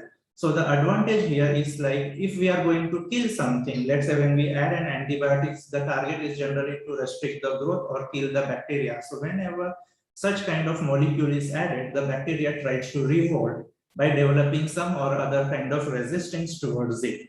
But when we have something that is not going to affect its growth, so therefore the possibility of developing resistance is almost negligible. So therefore, the quorum sensing inhibitors becomes one of the most important molecules to inhibit the virulence within the pathogen. So like the overall aim with quorum sensing inhibitor is to like make the pathogens behave like a commensal. We do not want to kill, but we just want to inhibit their virulence factor. So again, so it results to indirect killing. So once I inhibit the virulence factor, the pathogen is no longer able to attack the host, and therefore it will be no longer able to derive the nutrients from the host, and therefore it will be efficiently later on removed from the host system itself by either the immune system or by the action of the neighboring bacteria. So in this way, we will be able to eradicate most of the pathogens from the immune system once if they have infected the host. So if we look at the mechanism, is like very simple. At low concentrations of homoserine lactone, I mean, we have another molecule Luxar that remains inactive because there is no binding of Luxar to this molecule, and therefore it do not bind to the operon region, and therefore there is an expression of the SAG operon and the streptolysin S is released. But as soon as the concentration of acyl homoserine lactone increases, there is an increased expression of Luxar, and also the Luxar binds to this acyl homoserine lactones, gets activated, and this region this molecule once binds to the promoter region of the SAG SLS operon, it leads to the inhibition of the transcriptional activity, and no SLS will be formed. So this way we inhibit the hemolysins production from the Streptococcus without affecting its growth. So again, a similar molecule that has a role in the virulence of Streptococcus pyogenes is the spermidine. So with spermidine, we generally, like, once it is present, it can help to increase the virulence phenotype of the Streptococcus pyogenes. So now, once we understand like which molecule can promote the virulence, which molecule can inhibit the virulence, we will be able to design an effective antivirulent strategies for most of these pathogens, and we generally call them as anti-quorum sensing molecules. So here, when spermidine is present at a higher concentration, S pyogenes can recognize it, it can take up within the cells, and it can alter the cell wall composition as well as the capsule formation. It also leads to production of another very important hemolysin, that is streptolysin O, that has the ability to lyse the red blood cells. And it also helps into the increased production of Luxes, which leads to the production of another quorum sensing molecule, that is autoinducer 2. It also helps to enhance the production of adenosines such as the GRAB, which helps them to attach to the epithelial cells, as well as it helps to increase the eDNA release, and therefore leading to an increased biofilm formation. At the same time, the increased concentration of intracellular concentration of spermidine also helps the Streptococcus pyogenes to survive the oxidative stress within the macrophages. So now, if we, with this information, we can understand that like spermidine enhances the virulence phenotype of Streptococcus pyogenes. So now, if we are able to develop inhibitors that is going to stop the transport of spermidine within the Streptococcus pyogenes, we will be able to block the virulence of S pyogenes, and therefore it will not behave like as a pathogen. So here the target, instead of adding spermidine, would be like to inhibit the movement of spermidine from the extracellular environment to the intracellular environment. Okay. Similarly, we have another example of Acinetobacter Bombanian. So it's again a pathogen that has developed resistance to most of the antibiotics, and one of the most important phenotype of these pathogens is like they must have some or other kind of motility, that is the ability to move from one infected cell to the another infected cell. So if Streptococcus pyogenes, we see like molecules such as streptomycin can inhibit the motility at a very low concentrations, and that low concentrations do not affect the growth. So streptomycin at low concentration, we see, does not affect the growth, whereas affect the motility, indicating that without affecting the growth, we can reduce the virulence of Acinetobacter Bombanian by just adding small concentrations of streptomycin. So generally, we then checked with the other aminoglycosides such as gentamicin and mitomycin. So these effects were not seen in other aminoglycosides. So it was highly specific to the molecule streptomycin. So therefore, we can say like streptomycin plays a very important role in controlling quorum sensing behavior of Acinetobacter Bombanian, because it's inhibit one of the gene that is O112. So O112 is involved in the production of acyl homoserine lactones, and in absence of acyl homoserine lactones, the Acinetobacter Bombanian cannot move.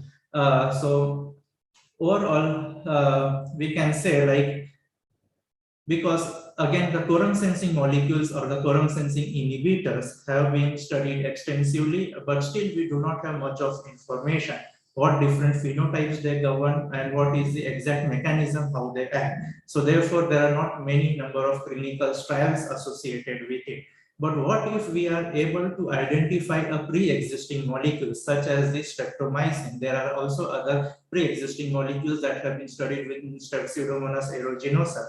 So if we are able to repurpose a pre-existing molecules as an antivirulent strategy, we will be able to jump or escape the clinical trials, because those molecules like such as the streptomycin are already approved for the human consumptions. Though therefore, for an Acinetobacter Baumannii, one of the way to treat this infection would be like adding small concentrations of streptomycin in addition with the most recent drug, and thereby we will be able to eradicate Acinetobacter Baumannii, even though if and try to reduce the overall responses that it might be generating towards resistance or towards the tolerance of the incoming antibiotics.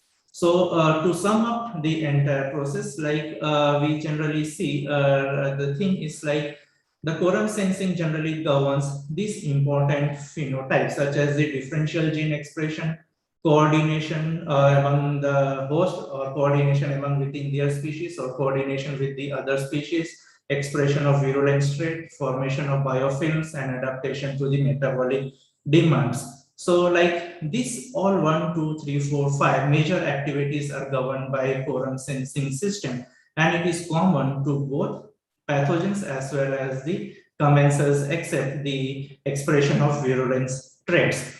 So, but for a pathogen or a commensal, the first thing they have to do is like to adhere to the host, and they can do this with the help of an efficient quorum sensing system that is going to help to modulate the expression of different adenosines. And then here is the different factors that differentiates the pathogen from the commensal is like invade the host. We do not see commensals invading the host, and we do not see commensals releasing the toxins. So therefore, the pathogens generally have these two things in addition, because pathogens generally have been got few of these genetic elements removed that will be required for the synthesis of the most important molecules that support their growth. So therefore, they are dependent for those essential nutrients onto the host, and for that reason, they have to either invade the host cells and enter into the cells and get access to those molecules, or they have to release toxins that will lyse the host cells, and then it will release those essential molecules. So all of these things can get easily governed by quorum sensing, which is then can be summed up into these 4 important steps, right? Is production, that is first the bacteria should have the ability to produce a molecule, then they should have the ability to release the molecule, then it should have a system that will recognize that molecule, and once the molecule is recognized, it should develop a response. So there are multiple stages in the quorum sensing system. And so if we want to develop a system, so therefore there are n number develop a system like which can target this. It's like we have to just understand the mechanism that is involved in the production, mechanism that is involved in the release, mechanism that is involved in the recognition of these molecules, and the mechanism that is generally later on going to develop the response. So we have n number of target sites. We can target production, we can target release, we can target the recognition. So this provides us with an n number of molecular targets. Once we inhibit any one of these part, we will be able to inhibit the quorum sensing. Once we inhibit the quorum sensing, we will be able to inhibit the activities related to adherence, activities related to invasion, activities related to release of toxins. So this is a kind of an advantageous situation in comparison to antimicrobials that we have right now, because antimicrobials generally target by growth inhibition or by causing the cell death. So in either of these cases, the bacteria is going to develop some kind of resistance towards these antimicrobials, because it is going to affect its own survival. So therefore they have to resist, or they have to develop some mechanisms by which they can get rid of these antimicrobials. And for bacterial system, it happens in a quick succession, because most of the time, I mean, when the antimicrobials are used, I mean, it is excreted into the environment.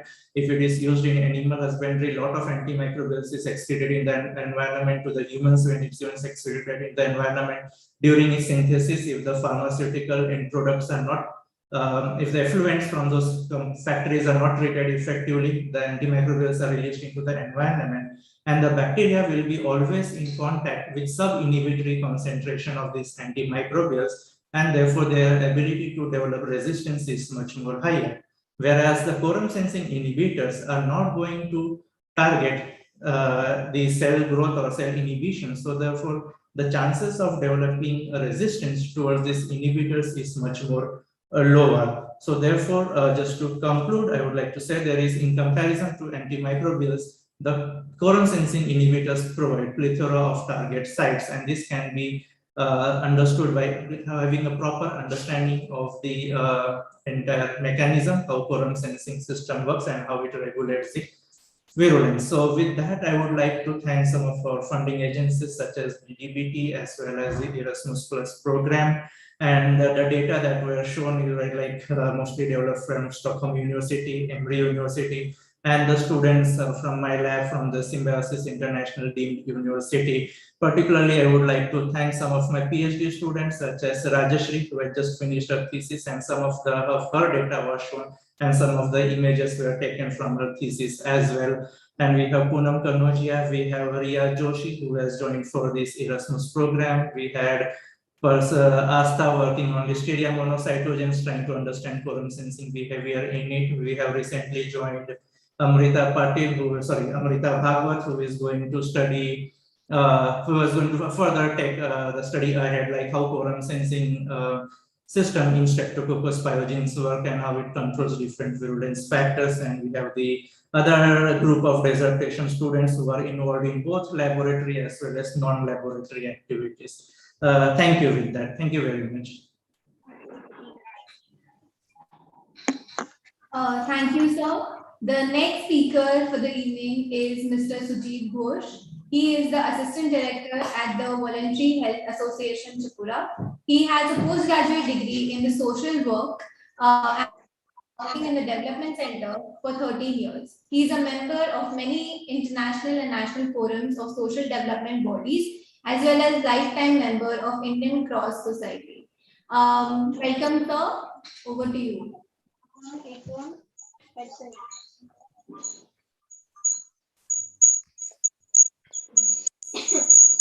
Thank you. Can you just share my screen, please? Yes, sir. 2 minutes. I'll be sharing.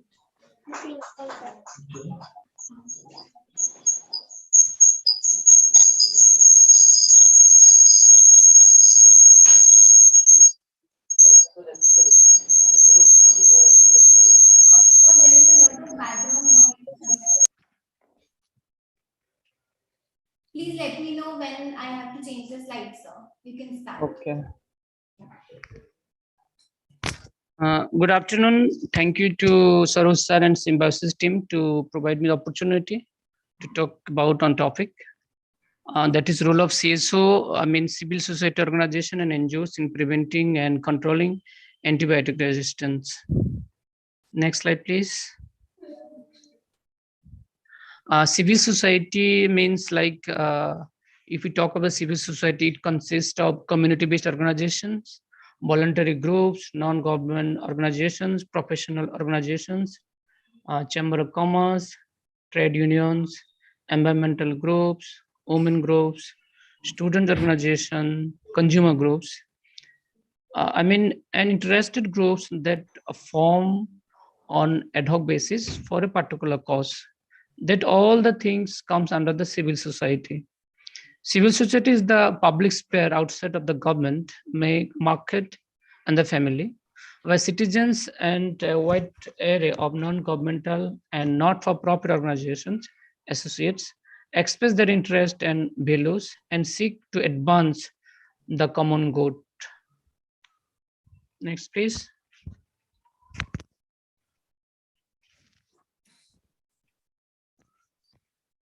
There's so many functions of civil society organizations. I mean, in the society, they want to create some changes in the society.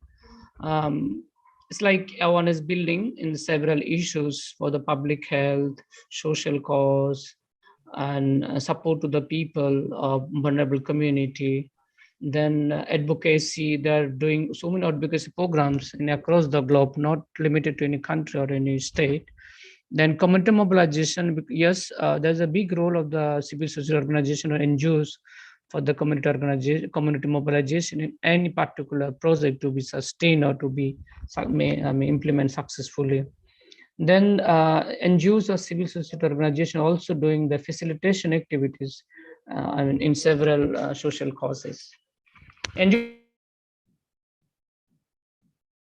is also working for the service delivery and implementing so many projects supported by CSR companies and government and non-government organizations. They're getting funds from them, and as per the doing, as a service delivery agency. And so many CSOs or civil society organizations also working for the monitoring and evaluation of various government schemes and non-government schemes across the country, like HIV/AIDS monitoring and monitoring of PRA system, monitoring of Gram Panchayat development system, monitoring of MG, NRA, GA.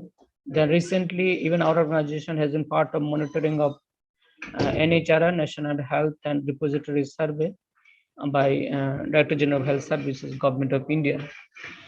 They're also doing a record maintaining, when they fight something with the social cause in court in some other cases, then they came with some records so that they can maintain it and they can produce it so that people of general can be benefited. Next, please. Strength of the civil society. Why civil society or NGOs are having so many strength when you're working in the society? They're having high acceptability in the community. So government and other company also interested to involve them for various development activities. Then civil society have national international network. When they're working in the particular cause, they have a network in national or international basis. But at the same time, when they have some kind of activities and some kind of implementation plan, they will take support from the network basis so that they can develop their skill and capacity, and so they implement on ground. Professional operation also, there's another of strength for the civil society organization. Even now for the NGO management is the one courses like a master in social work, master in rural development, MBA in rural development, masters in public health, several issues, several people or professionals qualified and also part of the NGO sector. And so that is another strength of the civil society. They're self-motivated, they're not, civil society organizations are not waiting to get support or to get instruction for the government and other agencies to start or to initiate any field-based activities. Because they're already self-motivated, they come together, they form the society and they want to create some changes in the society. So they're self-motivated. And there is some rule to follow the civil society, but it's very limited. They have to fulfill all the compliances of the government time to time, so that government will support them. And public issue specialist, another strength of civil society, public health issue specialist, because civil society, since they're working very closely with the community and the public, always they seek some kind of issues it's there in the society so that they can work on it. Another main important thing is civil society maximum they're from the community. So the local CSOs or local NGOs, they are for the community people. So they're very much close to the people in the community, and community also easily come to them, and they can share their feelings, their views on the particular issues. And that is another strength of the NGOs. Next slide, please. When you talk about antibiotic resistance, yes, that is the great thing, they're very concerned. Well, NGOs can be part of this, and they can do changes in the society. When you talk about the antibiotic resistance, they can do create awareness among the community, like they can do the small community meetings in the locality, awareness camping through mobile van. They can go village to village if there's a COVID protocols. If they're unable to conduct any meetings, they can go camping through mobile van in area to area. And they can use the miking like sound system also to promote the messages of antibiotic. They can organize some talk on Abjari World Health Day or other day like International Tobacco Day, or whatever days are thing, observing the social day or health day. There could be a talk on that particular antibiotic issues. As a civil society organization, NGO can organize orientation programs for the grassroots health workers and CVUs like ANMs, like ASHAs, youth clubs, NGOs, farm produce organizations, SHGs. So SHGs and other CVUs or ASHAs, youth club, NGOs, they can take the messages in next level. So among the community level, there should be some people who have some kind of knowledge building. So this work NGO can do very easily. NGO can do participation in various training programs organized by the university, medical college to build the capacity. As a civil society organization, as an NGO, the members of the particular organization, they should create their own capacity, so that in that case, they can be partner with medical colleges or universities. And so after getting the expertise in the particular subject, they can go among the community, they can discuss, and they can train the people in the society. The NGO can do the publication activities, like they can prepare, they can print some leaflets in local language and handouts, partnering with antibiotic resistant issues, so that they can disseminate the messages among the community in the large level. So another thing, like synergy with the government program. There's various government programs, especially in health sector, like malaria control programs and tobacco control programs, and National Nasha Mukta Bharat campaign. There's so many activities is going on. NGO can be synergistic activities along with government program. So government also be happy that this kind of special message really in antibiotic, that they get great consensus in coming days, could be shared among the community, and message could be disseminated among the grassroots levels. Next, please. That is, we can say when NGO is doing so many things toward the governance and civil societies, the many things our NGOs, having a great presence when you talk about the good governance, like participations. They're participating, their fairness, decency, their accountability to the society and the cause and the particular project or activity where they have been undertaken. And transparency, yes, transparency is their NGOs publishing their annual reports and all. They shared all the details of their receiving fund, activities, what they have done. Efficiency, effectiveness, both are there in the good governance cell, and it's there in the NGO sector. Indicator of participation, when you talk, then freedom of expression. Here, there are so many examples. Civil society organization, NGOs are there in the terms of freedom of expression. And then freedom of assembly and association, that also the another kind of participation NGO is doing. Then discrimination is that also another terms you can talk about, and there's many NGOs working in the discrimination issues across the country, and it's several level kind of discrimination. Then policy making changes. Yes, right now only day before yesterday, the government of India has declared that the child marriage, the marriage of the girls should be from increased from 18 to 21. So that's the policy making. The intervention NGOs, they have created a mass awareness across the country regarding child marriage. So government has now changes in the policy to increase the marriage of the girls from 18 to 21. And another thing is like respect for rules. Yes, NGOs also respect the rules as per their activities and their governance and compliance of the particular government. When you talk about in the even implementation of particular project, they are following all the guidelines as per the donor or by the funder is raising. Next, please. Thanks a lot. This is just brief presentation from my side. I'll be happy if there is any question to answer. Thank you. Thank you so much, sir. Thank you for your presentation and telling us about the role of NGO in the prevention of disease. I would like to thank all the speakers today for taking out time of their busy schedule. And on behalf of Symbiosis School of Biological Sciences, I would like to express my kind gratitude for accepting our invitation and being a part of this event. Antibiotic resistance is a huge issue, and I hope that through this workshop, we were able to contribute towards the betterment of the society and towards the antibiotic prevention. I would again like to thank all the speakers and all the audience for being a part of this event. Thank you so much. Have a good day.